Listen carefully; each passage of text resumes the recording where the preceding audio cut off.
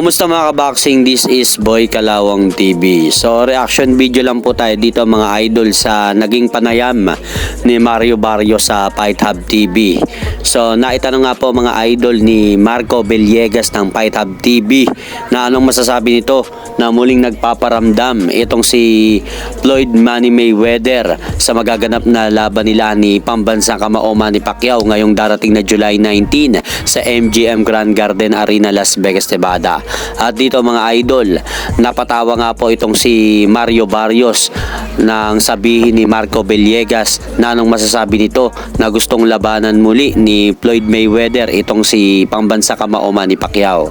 At dito mga idol, sinabi nga po ni Mario Barrios na gusto lang po daw maging relevant o makisawsaw muli nitong si Floyd Mayweather sa magaganap na laban nila ni Manny Pacquiao dahil gusto pa rin po daw ni Floyd Mayweather na maging maisingit yung pangalan nito sa kung anong nangyayari sa mga kaganapan sa boxing ngayon.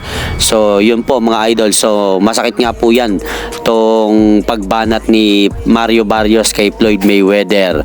At pakinggan po natin mga idol itong naging panayam ni Mario Barrios sa Fight Hub TV. To challenge me for my title. You've heard the rumors, right? The rumbles, Mayweather Pacquiao too. Like, what do you make of this coming up now this week? I have actually just got word of it today. Oh yeah. Yeah, I'm not surprised. I feel like somehow Mayweather will always find a way, you know, to stay relevant in the sport regardless of how much is going on. I feel like there's always been that feud with him and Pacquiao. You know, that when Pacquiao's making noise, the other wants to make just as much noise and vice versa.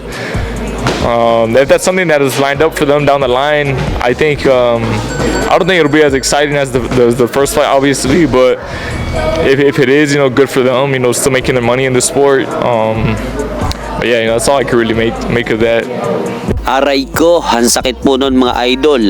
Nireal talk nga po ni Mario Barrios itong si Floyd Manny Mayweather patungkol sa lumalabas na rumors na gustong labanan nito ang ating pambansa kamao Manny Pacquiao. At hanggang dito na lang po muna ang aking update sa mga aganapan sa mundo ng boxing. At syempre mga idol, huwag nyo rin po kalimutan pakisuportahan nyo naman po muna ang ating munting channel. Maraming salamat po.